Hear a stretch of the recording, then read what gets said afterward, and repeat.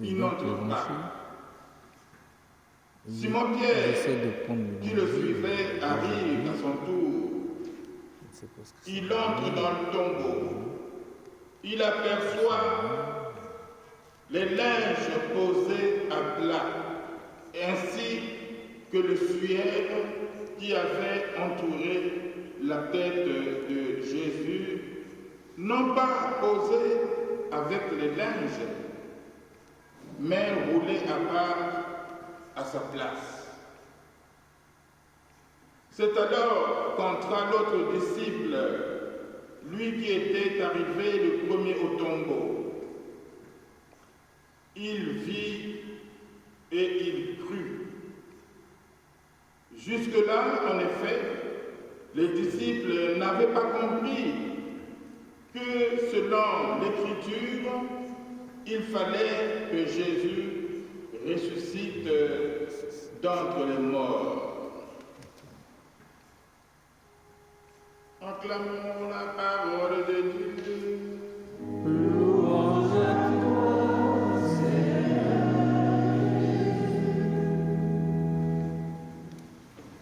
Voici le jour que fit le Seigneur.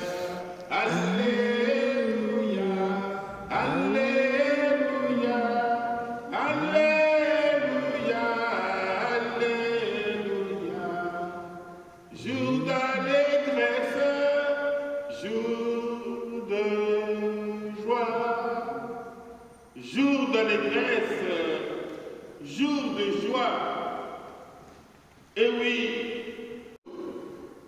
il ressuscitera. Pâques, c'est aujourd'hui.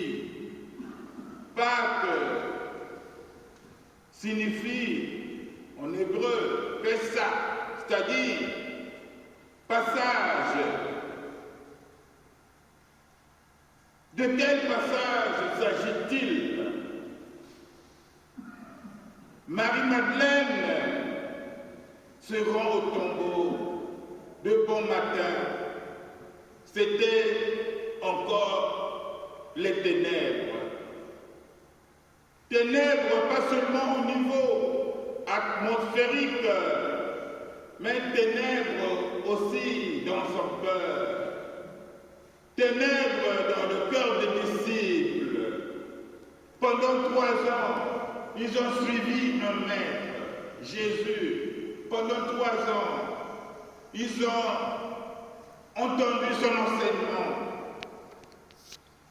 Après avoir tout quitté, les parents qui les impôts comme Matthieu, qui, comme Jacques et Jean, Pierre, André, leur père, leur barque, leur boulot, la pêche, ils ont suivi Jésus. Tous les espoirs étaient permis avec Jésus. Mais malheureusement, la mort vient faucher tout leur espoir perdu. Ils ont regagné certainement leurs parents, puisqu'à la mort de Jésus, ils avaient tout fui. Par peur, ils avaient fui. Ils ont regagné donc leurs parents, certainement leurs enfants, leurs femmes, leurs épouses. Ah, nous qui espérions que vraiment les choses allaient changer, diront les disciples de Maüs. La résurrection, mais c'est quoi? C'est différent de Lazare. Il y a quelques dimanches, nous avons vu la résurrection de Lazare. Quand Lazare est sorti par ordre de Jésus, Lazare vient dehors. Lazare est sorti, mais lié, le visage couvert de sueur. Mais Jésus, ce n'est pas cela. pour Lazare, ce n'était pas une résurrection. Pour Lazare, c'était une réanimation de corps, si vous voulez. Mais ici, Jésus, tous les linges étaient placés. Il n'y avait personne pour lui dire déliez-le. Mais c'est ça la différence avec Lazare. Réanimation du corps, mais ici il s'agit de résurrection. Mais c'est quoi cette résurrection? La résurrection de Jésus implique aussi les disciples. Regardez Pierre qui tremblait comme une feuille morte. Et tout d'un coup, il a le courage d'aller à Césarée, un passage. Et oui, comment, depuis 2000 ans, un peu plus de 2000 ans, des hommes et des femmes donnent leur vie, acceptent la mort comme des martyrs, au nom de Jésus. Cette résurrection est quelque chose de plus grand.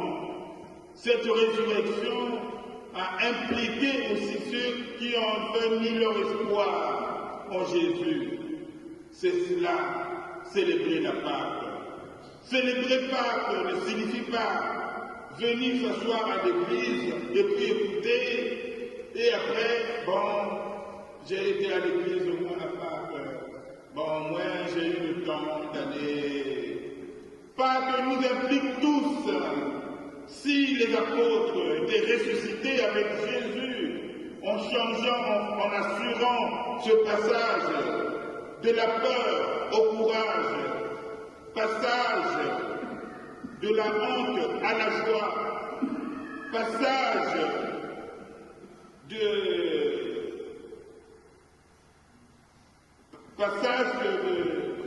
l'incroyance à la croyance, à la solidité de la croyance. Et nous, quel est le passage que nous avons assuré, que nous assurons? Croire à la résurrection, c'est croire qu'on est ressuscité avec Jésus. Croire en la résurrection, c'est ressusciter avec le Christ. Comme le dira ce Taksim, ce révolutionnaire athée, si je ne vois pas les chrétiens avec des gueules de ressuscité, jamais je ne croirai en leur enfer. Et nous, ici présents, est-ce que nous avons des gueules de ressuscité? Nous qui sommes ici, comment vivons-nous Pâques 2023?